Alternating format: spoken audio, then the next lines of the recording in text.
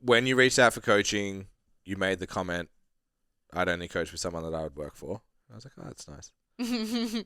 Which I now know was like, now know I was being viciously manipulated. Yeah. What a scheme. Came to my house and was like, yeah, your wife's real. You don't look like a dick. Yeah, all right. What's going on? Wait a sec. Went to his house because that's where we did our PT sessions out of. For everyone listening at home. Because COVID. Was in his garage. Yeah. Correct. Had you been looking, shopping, like what drove finding, for lack of a better term, somewhere to work? Cool. I knew that I wanted to exist in the online space. So I was maybe 6 months postpartum with Parker when I had originally reached out to you. Mm-hmm. Roughly 6 to 8 months postpartum. And I was craving more out of like wanting to work. Mm-hmm. I have a severe distrust of a lot of males in the fitness industry in terms of coaching and business, from experience. And so I was like, cool, had followed you for ages, and was kind of like, all right, never, like, truthfully, and I've said this like before, I was like, he's never been weird. He has Until now. And now I know him, and there's no fucking going back. Pretty weird. I was like, cool. I like truthfully, like when I thought about going to Ben for coaching, I went through the DMs that we had, and it was like me replying to like indie stories, and then you with Parker, and I was like, cool. Yeah. So there was like nothing weird, and you weren't just a solo coach; you belonged to a business, and it was like a well-run business. Because my last coach was incredible. That's nice that it looks like that. And then I found out what was happening at the time. It's great. It's really props for us for putting that facade on, bro. It's all about messaging. Literally. Hey, that makes me feel good about that period. Just that little sentence. Because we were just fucking ducks, man. I'm Feet underneath, just like. I'm hanging on to that for the rest of the day. And then me finding out that you guys were literally like, do we throw this business in the bin at that exact same time? It was literally that moment. That's awesome. But yeah, I was like looking, and I was like, cool, you guys you belong to something bigger, and therefore there is more responsibility. Therefore, you can't be fucked up because you belong to other people, and it's a brand, and it's, there's so much of that. And I was like, cool. So then I started looking more into STC, listening to the potties, blah, blah, blah. And I was like, cool. Yeah, reached out for coaching finally. Sat down in the call with you, had made the comment, like I would only go to someone if I would work for their business, because I was like, I could see myself doing this. And it was like, I'd spoken to Bryce at the time, and we're in a position where I was like, cool, I'm just going to like go back to investing in a coach for myself, yada, yada, yada. But I think this will be a long-term investment. I wish I could get him here, because like that conversation, I was like, it's going to be a long-term investment because I'm going to work for these people. And he's like, do you reckon you'll get offered a job? I was like, I'll get a job there. That's crazy. And the fact that like he can confirm that, because he was like, yeah, all right. And then I was like, cool. So we did a 1 PT session a month, where I would come down, just bench and deadlift mostly. And I was like, yeah, cool. I think it was like 2 in that I was like, cool, I'm going to ask you something. Like, is there or could there be a position available for me in STC? I have my own online clients, blah, blah, blah. I want more than what I have, and I know that I can't do that by myself. I'd really like to belong to a team. And that was kind of... Give me 2 weeks. Yeah, That's and the answer. you were like, you didn't give me much in that conversation. In all fairness, I also cried in that conversation for something different. What a roller coaster that must have been. Yeah, and I was like, cool, because it was like I was very nervous to put myself out there, but at the same time, I was like, fuck it. Like, what have I got to lose? Well, that's it. You keep coaching me, because I was like, you're nice enough that if I'm rejected, he'd just be like, we'll let you know. Yeah. Correct. Right. So there's no like this new coach we hired. And now I'm not coaching you anymore, and you're training under her. But yeah, and then it was literally like, let me go back to Dad and Jace, and we'll see. And that was where you said we've just gone through a bit of a transition in our business. Very, very fucking hesitant. AKA, we just burnt everything to the ground. Yeah, rebuilding. Very hesitant to bring someone in. And I feel like it was almost like a perfect time. Yeah. It was almost like perfect timing. Like, you guys weren't ready for me and I wasn't ready. I wasn't really knowing what I could give you, but I feel like we've all not fumbled. It's been strategically, but like strategically fumbled our way through all of it and like figured it out. I've nailed it. Absolutely nailed it. That was it. I looked The first project we hired her for doesn't exist anymore, but yeah, we nailed it. We nailed it. Absolutely nailed, because we nail everything. Yeah. We never fail. We got there eventually. Yeah, it's interesting. So the question I get a lot working with the like people that are doing 10K a month. Yeah. Which we talk about, people want to get there. Working with the people that have, the one thing they want is to start to build a team. Yeah. And my response to them usually is like, bring someone in from brand new and build them. And their response is always, but you have Jess. And it's like, yes, but why? Like, what do you have that you're going to put out into the world to attract someone like that that's going to come and work with you? Professionalism.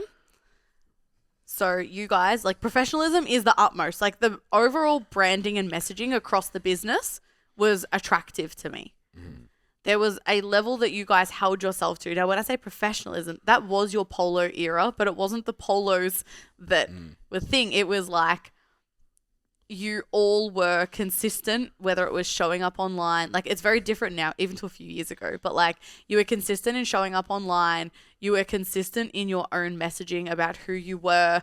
You weren't just talking about something because everyone else was talking about something. It was like, it felt professional but authentic. Mm-hmm. And I wanted to be a part of something that was bigger than just one person and bigger than that. And I think when it comes to when I look at, say, U Strong, which we were hiring for a gym that didn't exist yet. Mm-hmm. And so when I'm like, cool, how did we make that more attractive to people? It had its own brand identity before it was, before it existed. So this is the vibe. Yeah, and it can't. And if you're a solo coach, what is your vibe? What is your business? Absolutely. And it can't just be about the work either. No. Like, you can't, like, I get it. You have hit a point where you're like, I can't take this any further on my own and I'm busy, so I need to bring someone in. Mm. So I get that component of it, but you can't think about that's the reason. Yeah. The reason has to be more, and you have to be part of more, and you have to design that. It's got to be a culture. It's got to be that professionalism and that message. Because when you go to look for people, that's what you're selling. Yeah, and most of the coaches that I have this discussion with are like, well, the only way for me to grow now is to build a team. Mm. We were like, we have a model and we helped a couple of people. And we're like, cool, let's now mentor. And then they're our trainers. Then it was like, all right, the goal is to reach 1 million people. We can't do that on our own. Mm. So it's education, it's recruitment, it's all that kind of stuff. So then when Jess comes along, it's like, hey, do you want to come on the mission? Yeah. And that's why Jess is like reporting professionalism, consistency, messaging. But because we were like, this is going there. Like, yes, to the moon. There was days that we were like, maybe there is in the bin. But it was going there. But most of the time it was, this is the end point, this is the journey, this is the dream, the vision, the mission. And we were all, everyone that's ever been through STC was on board with that. Yeah. So from the outside looking in, it's like, well, I want to be a part of where they're going. I don't want to work for them and just be another person. Yeah, I don't want to just take that's it. Fulfill the work demands. I think also can't have that as the value add. It's not also enough. I think it's important to note that the two people I was mentored by, so my first job and now this one, I was a client first. Mm. So as naive as I was even back then, I had like learnt from that. And with you, I trialed the system. I was like, is this guy full of shit? Mm. Is this business full of shit? Right? Like, I was and guys, he was full of shit. I just really liked him as a person. Checks out. But like, I wanted to be a client first. Mm. Yeah. Because like, it's like, I want to see if you do have the systems and the this and the that. Like, my last coach, he was a fucking G. I love him. We are still good friends. Yeah. Would never work for him though. Yeah. Would never work for him. Would never go into that with him. Like, but like, it was, you walked the walk, you talked the talk. It screamed professionalism and authenticity. And that was the boom. Yeah. That was So- this is it. I think takeaways, there's two sides to this. One, if you are a trainer that you're like, your kind of comment was like, I don't want to build everything, but I want to go somewhere bigger than this. But I just don't want to do it on my own. And obviously you had a little one and stuff. Yeah, I and it had a was like 6-month-old. capacity is probably not there either. So went and sought out someone that had a vision that was bigger than just doing PT sessions and online coaching. Be the client first, establish that they are what they say they are and that you're actually bought into their mission, and approach those people. For the people that are in the position that want to hire a coach or want to build a team, are you projecting that? Yeah. And like the conversations, I'm just going to flip this because it's going to... You could have asked me too. I mean, I'm quite close, but that's fine. That's okay. I committed. It really hurt my hips too. Oh well. You deserve it. Still looks heavy, but Yeah. Still going to squat the photo tomorrow. Nice. So the biggest challenge that I had communicating with people was they watched us. Most of them are people that we worked with through Standout, mentored in some way, and they were just like, yeah, but you just had heaps of coaches. And we were like, yeah, because we taught them Cert 4, recruited them. yeah, we built them, spent and 6 they months. became- We spent 6 months with them. So it's like, what's your value? Yeah. Why? It was like, oh, but we have a system. It's like everyone has a system. Yeah, and we're busy. You can come and pay $5,000 to STC and do Standout PT and have a system. Yeah. That's really fucking easy. Yeah, yeah, So it's like, oh, well, we have an Instagram page and a brand. It's like, no one gives a fuck. They can build their own. yeah. Yeah. What are you doing? Where are you going that someone else wants to be a part of it? Yep. Or how can you fast track them to get where they want to go How can you facilitate it? Yeah. inside it? So like we just did our 25 planning with both Jess and Mimi. And I don't know if I said it to you or Mimi, is like, I haven't done the numbers, what this does for us. Yeah. I don't know how much money STC makes if you do this. Yeah. But you've come to me and said, I want these outcomes. This is the plan. I know if you're successful, we will be too. Yeah. And there'll be a benefit to the business. But I started with Jess wants this outcome in her life for her income and her lifestyle. Mimi wants these outcomes. These are the roles that they have. How do we facilitate that in the most efficient and effective way possible? Yeah. And how do we support that over time? If we're a business, we just want someone to come and do extra sessions so we make more money. Like who's A coming and B staying? Yeah. Quality control and then consistency in it. Yeah. Effort. It's going to be a problem. Yeah. So you've got to be able to provide an outcome that they can't get on their own and prioritize that. Yep. And then be attractive enough with your vision that someone else would want to come with you. And then I feel like one of my greatest successes in life sounds so dramatic, but is being able to help give DJ what you guys have given me and to help be that which Yeah, that's been cool to watch. Yeah. I've like obviously mentored people before, but like this is like a different being part of like the So much more intimate, working in the same place. And yeah, we don't get to work together often. Realistically, we only really see each other on Tuesdays, but like being a part of that, yeah. which was my little switch up this year, being like, oh yeah, you're that person now. Yeah. And you guys are building what we just described Correct. together. And I think that's if you are looking for someone to come on your team, because I do forget that I have that hat too.